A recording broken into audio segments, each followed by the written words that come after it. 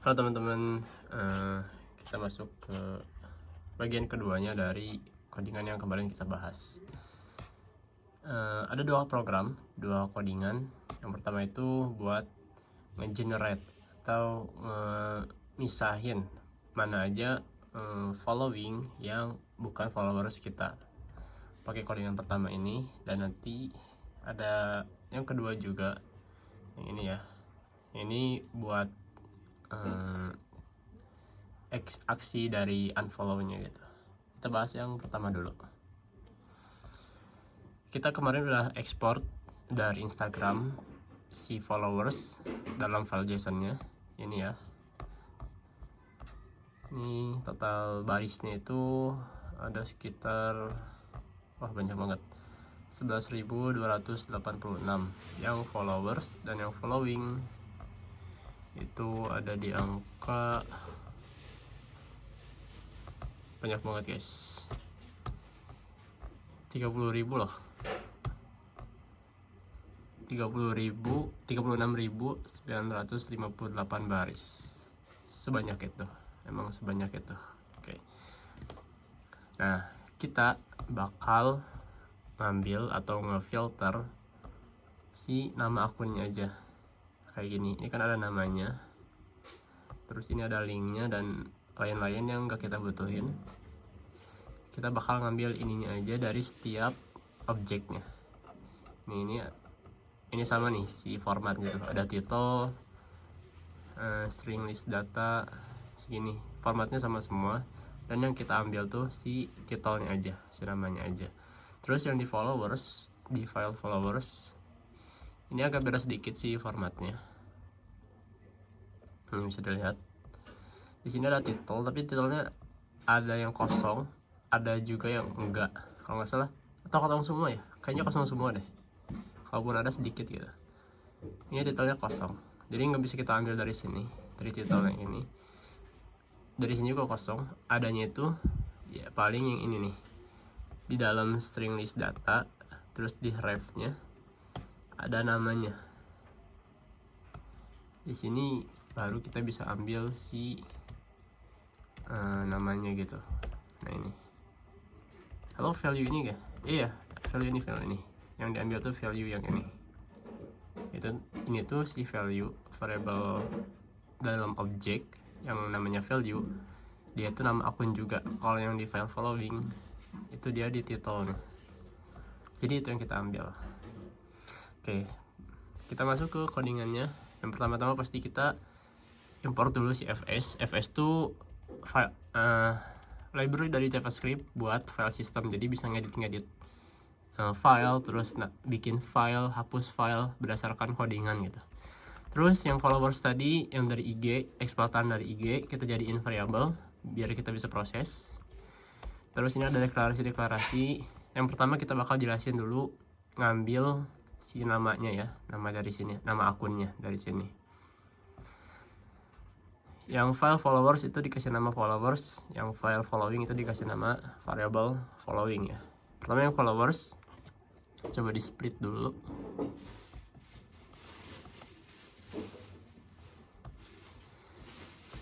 Oke, yang followers yang pertama, dia pasti di map buat ngambil semua data. Oke, dan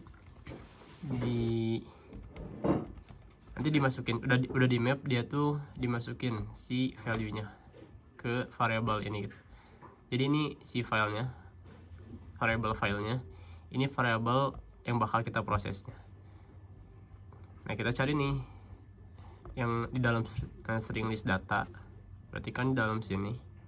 Pertama di dalam followers, berarti kan di dalam array kurung kerawal ini nih. Nah, kurung kerawal ini. Terus di dalam string list data, berarti yang ini nih, string list data. Nah ini string list data. Terus dia ambil array yang pertama, berarti ini nih, kurung kerawal yang ini tuh array pertama dia. Lanjut lagi masuk ke si value nya, variable namanya value. Terus kita ambil value nya, si ininya. Nah ini tuh di push, dimasukin ke nih followers name yang ini. Nah yang following juga mirip-mirip. Oke, yang following coba di split.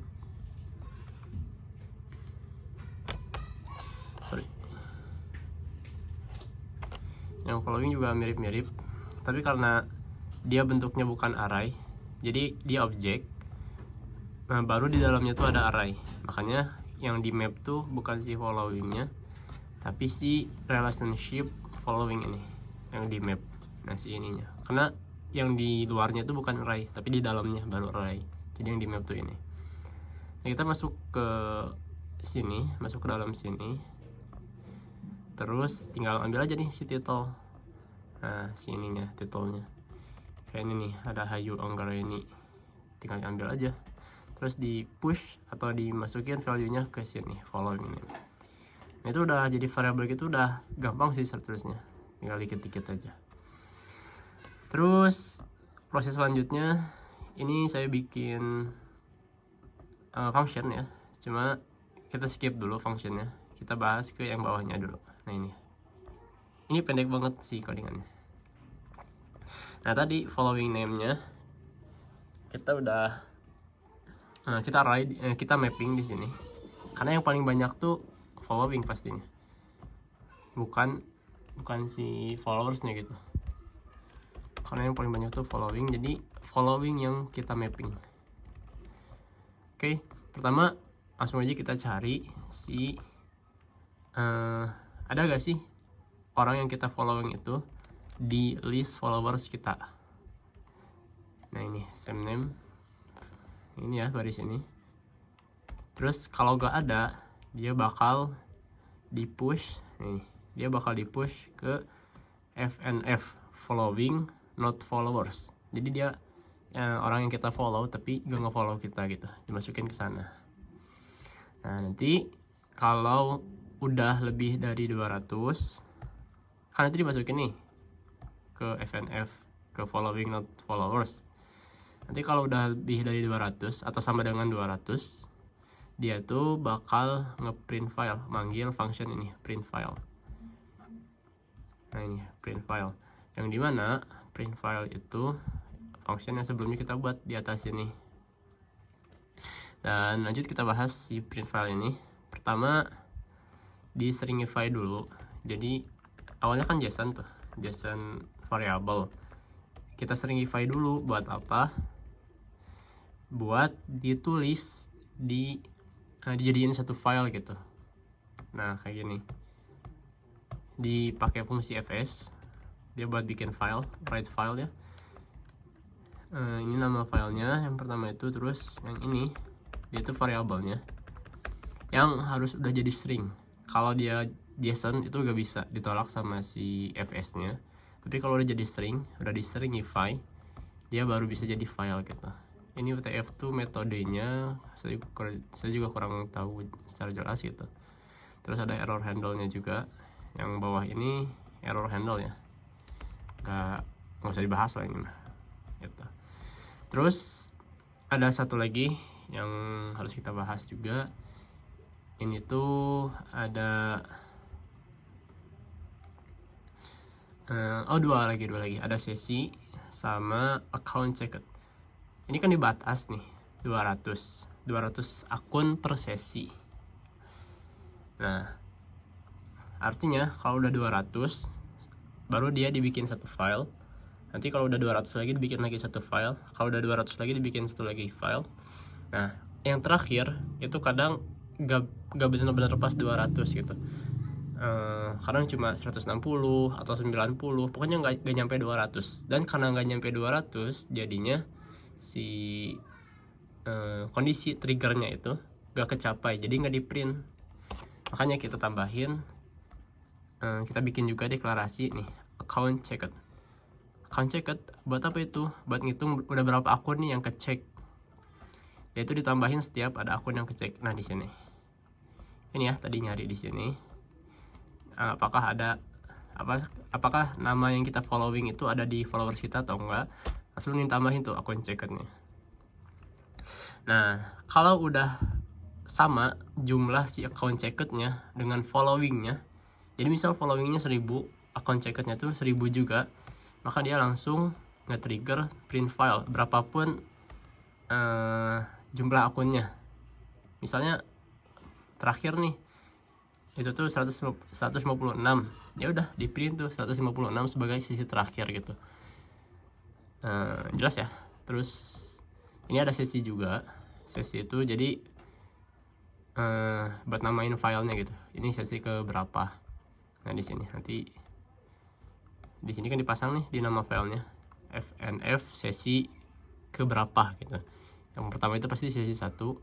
Nah udah beres di print, si variabel sesinya itu ditambahin lagi 1. Jadi nanti yang print selanjutnya itu jadi 2, print selanjutnya itu jadi 3, jadi 4. Ini juga ada pengosongan FNF nya tadi, following not followers nya, biar nanti akunnya tuh di file yang baru, yang ke printnya itu 200 yang baru gitu, bukan 200 yang lama. Begitu guys. Oke, coba kita langsung run aja. Not index npm start.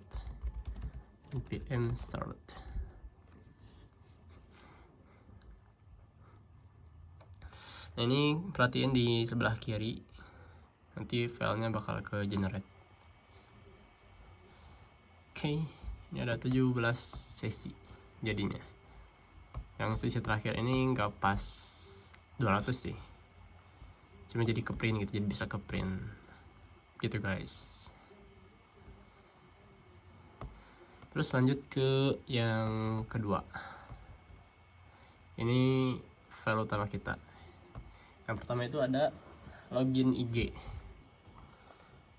Oke, sorry guys, tadi laptopnya agak sedikit trouble, ada blue screen.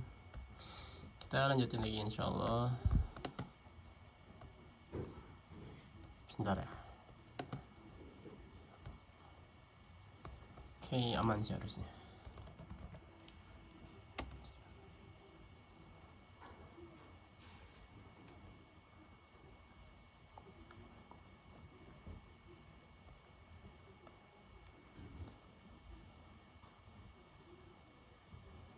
Kita tungguin guys.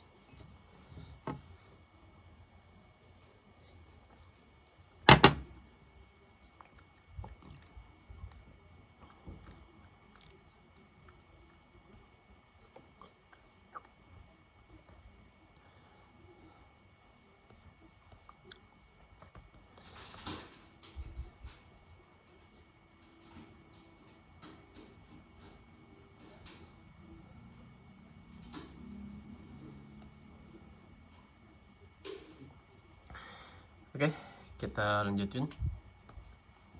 Yang sekarang yang file kedua ya. Kalau yang tadi itu pertama buat misahin si mana aja orang yang kita follow tapi gak nge-follow kita. Yang kedua, dia masuk ke program buat unfollow-nya. Pertama-tama ini ada file namanya itu login IG, loginig.ts. Yaitu buat nge-run browser, dan nanti di browser itu kita bakal login. Nah, si loginnya itu kalau kita login itu kan dapat login session ya, sesi loginnya gitu. Nanti si sesi loginnya itu kita simpen di folder ini, ada namanya folder auth, yang ada file ini storage state.json. Kita simpan di situ biar nanti sistem itu bisa login otomatis, bisa login langsung tanpa harus kita login manual sendiri. Dan ya, si codingannya nggak usah dibahas, nanti bisa dilihat di repository GitHub-nya. Dan sekarang itu masuk ke file utamanya. Ini ada 122 baris, ada beberapa fungsi. Yang pertama itu kita bahas di sini. Ada fungsi namanya itu run, buat yang running. Ini yang utamanya gitu. Ini ada deklarasi yang kita skip aja. Terus ada browser juga, browser yang Chromium ini tuh dari bawaan dari playwright-nya ya. Terus konteks, browser no konteks, new page itu nanti bawaan dari browsernya. Oh ya, ada satu yang harus dibahas. Nah ini tuh dia ngedeklarasiin file-file yang ada di dalam ini, di dalam folder .fnf. dalam sini dideklarasikan. Buat apa? Nanti aja kita bakal hitung total dari sesi-sesi yang ada. Nah, nanti di sini nih di konsol log. The total session is berapa gitu. Kalau total filenya ada 17, maka total session itu 17 juga.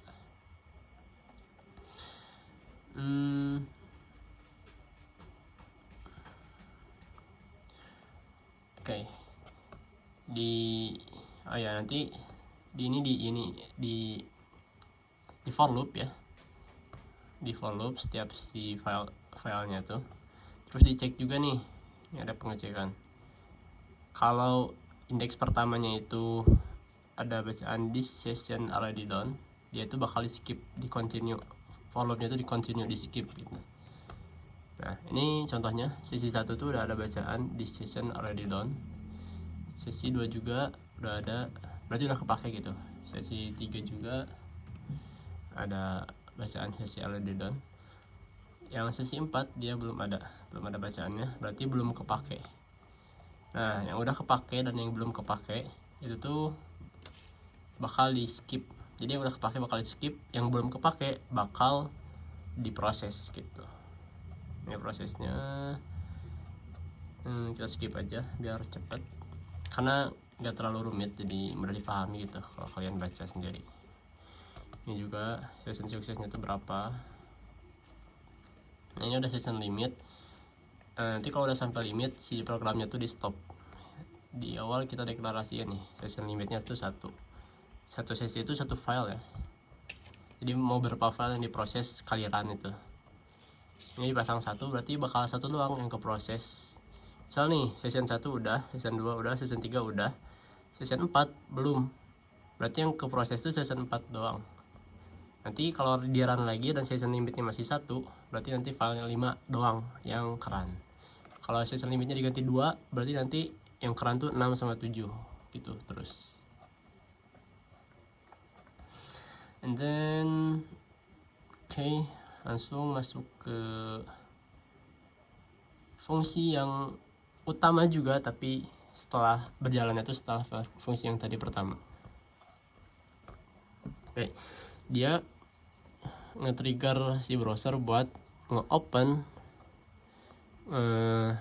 link Instagram yang username-nya tuh kita array. Nah, ini format dari Instagramnya, dan username-nya nanti ganti sama nama akunnya yang ada di dalam sesi ini nih, https www.instagram.com/username itu nama akunnya ini nih, kayak ini mmhalika02 fasa.alfarisi dan gitulah. Nah, nanti dibuka tuh si linknya, accountnya, terus dikasih delay juga, delay random. Nah, delay random tuh buat apa ya, jaga-jaga gitu, siapa tuh sistemnya tuh ngeprediksi sistemnya tuh notice bahwa kita tuh sebagai bot. Kalau misalnya tuh delaynya konstan, misal 1 detik pas atau 1,1 detik pas, kemungkinan besar sistemnya bakal tahu bahwa yang pakai itu bot. Tapi kalau randomnya itu beda-beda, misal yang pertama 1 detik, yang kedua tuh 2 detik, yang ketiganya 2,5 detik, yang keempatnya 1,5 detik misalnya, itu bakal bisa diprediksi sama sistemnya gitu. Terus ini nih handle kalau si page-nya tuh gak ada. Terus nanti kalau udah ini handle kalau ternyata udah di unfollow. Ini nih, kalau handle ternyata kalau di unfollow. Terus yang mana sisanya? Gitu doang sih. Jadi prosesnya tuh ngebuka linknya, terus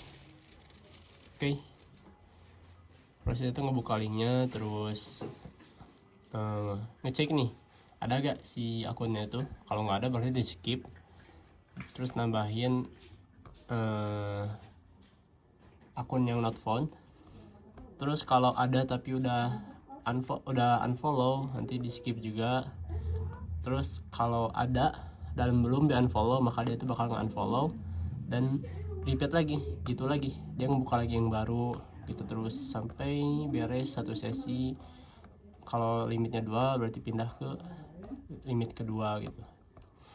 Dan let's go, coba kita run.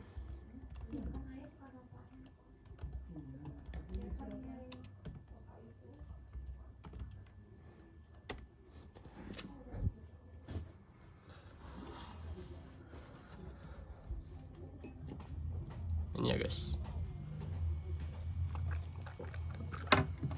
dia udah punya login session ya, makanya bisa langsung kebuka otomatis. Ini ngebuka, dia kan belum unfollow, berarti sistemnya ngejalanin buat unfollow gitu. Terus lanjut terus ngebuka yang baru, unfollow, buka lagi yang baru, unfollow lagi, buka lagi yang baru, unfollow lagi, gitu terus.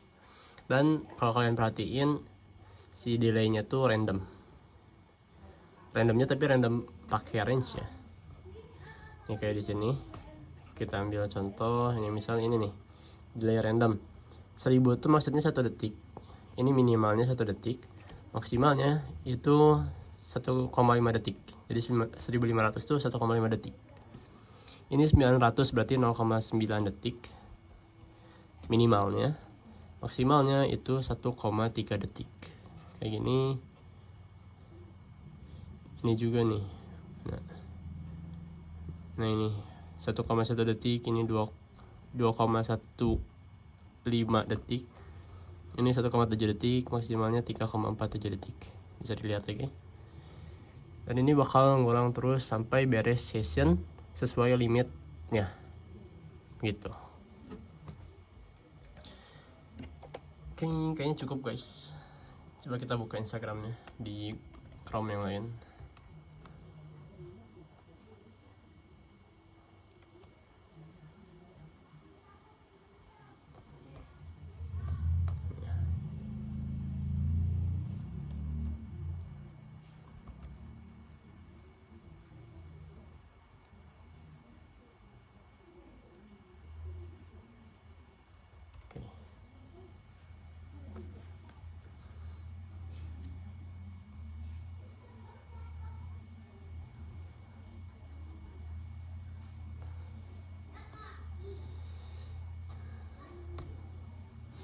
Nah ini bisa dilihat ada followingnya tuh 3426.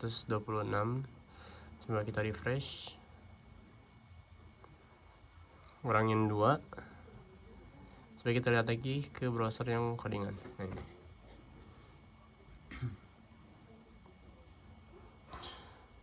Oh ya, ada juga kalian bisa ngerannya kayak gini nih.